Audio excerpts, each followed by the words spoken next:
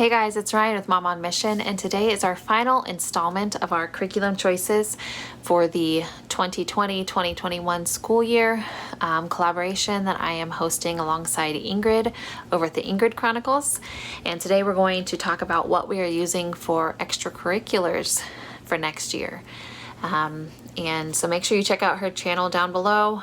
Make sure you also check out the playlist to see all of our different subjects and what we'll be using next year for those subjects.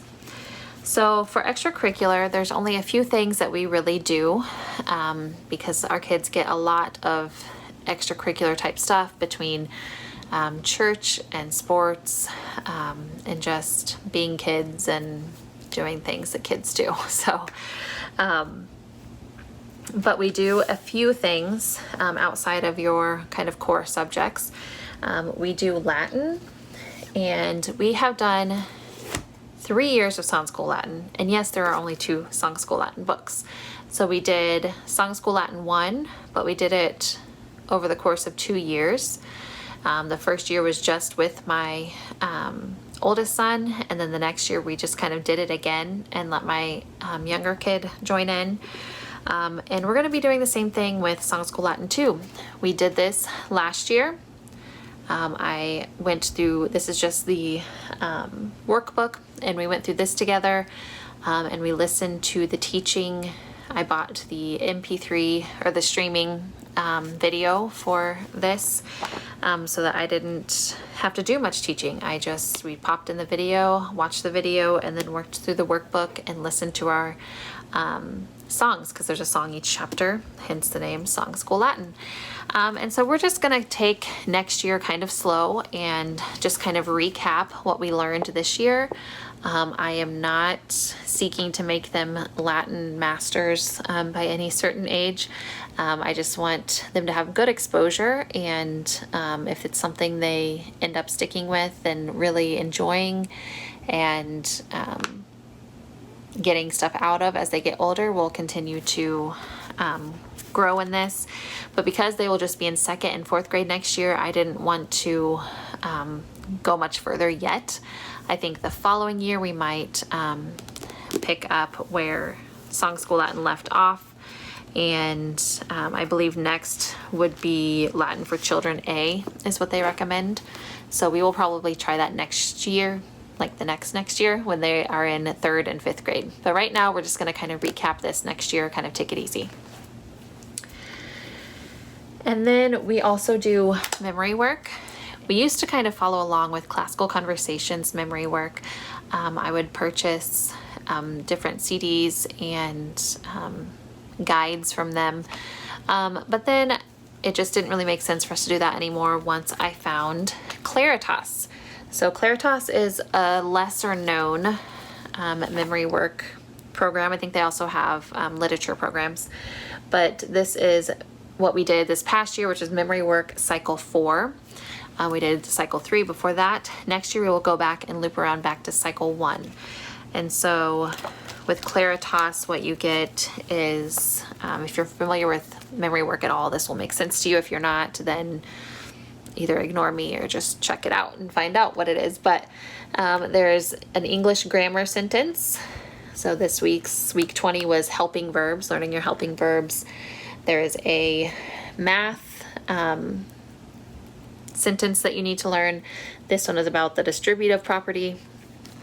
Then there's a science sentence about absolute zero for this week. Then there's always a scripture to learn. This one was thou shalt not steal, Exodus 20:15. Then there was a history sentence. This specific week was tell me about the creation of Pakistan and Israel. And then there is usually a verse of a hymn. This one is oh, the deep, deep love of Jesus. And then there's always a geography section to memorize, and this was the European peninsulas. And then there's usually a Latin section. Sometimes these are rules, sometimes they are just bits of scripture, or like the Lord's Prayer or something like that. We are going to stick with this next year. We're going to cycle back around to cycle 1 because we will be reading through, even though we're not using it as a curriculum, we will be reading through Story of the World Volume 1, which correlates with cycle 1 of Claritas. So then lastly, we usually use nature, music, and art kind of in a 6-week rotation. So we'll do 6 weeks of one, 6 weeks of the next, 6 weeks of the next, and then rotate back through. So that way they both get hit twice in different times of the year. And what we have been using and will continue to use, just because we're not finished with it yet, are these books that I just happened to pick up at a used book sale at our library. This is Lives of the Musicians, Good Times, Bad Times, and What the Neighbors Thought. And then we also have Lives of the Artists, same thing. Masterpieces, Messes, and What the Neighbors Thought. And so these are just short little chapters on the artist or musician. They usually have kind of a funny little caricature drawing of them. And then I will say, if you ever look into these, that these are not Christian based.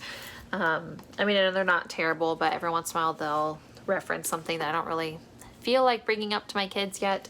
And so I do kind of have to pre-read them and make adjustments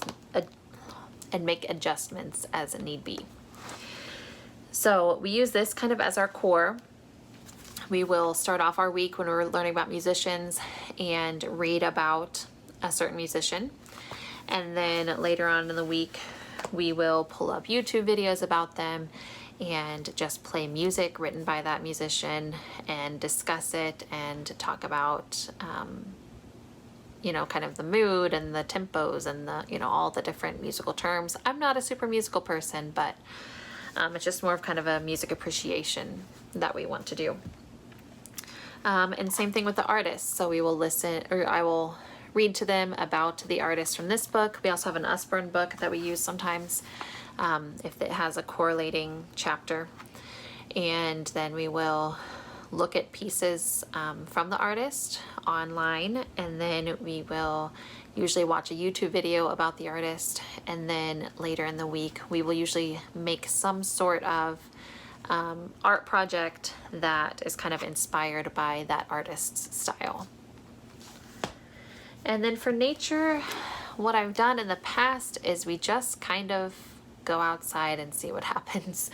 I usually give them a notebook and a pencil, and I say find at least one thing, draw it in detail as much as you can, and write the name of it. And if you don't know the name of it, let's try to find the name of it. Sometimes we'll go in depth and kind of read about it or look it up online or find a video about it. But usually I just have them draw stuff that they see and then tell me about it. So it's just very discussion based. See it, draw it, talk about it. This year I wanted to kind of change things up a little bit. This isn't a curriculum, but it's more of a guide, and I'm sure a lot of you have heard of it, Pocket Full of Pine Cones by Karen Andriola. And this is more for mom, but it is kind of a guide on nature study. And so I just kind of want to use this, kind of read through it myself throughout the year, and just kind of have this inspire me and hold me accountable to do more nature study. Now with the 6-week rotation, on the weeks that we are supposed to be doing nature, I want to kind of do more in-depth things. Just spend extra time out there and, look up more books and videos and things. But I want to kind of use this throughout the year, even when we're not in our nature cycle, because I like my kids getting outside every day. And this will kind of just help me to guide conversations and to just be a little more intentional with that nature study time. So that is all we do for extracurriculars. We do memory work, we do Latin, we do music, art, and nature loosely.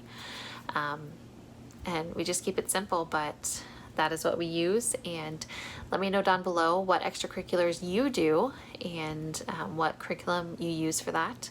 And I will catch you next time. Thanks for watching. Bye.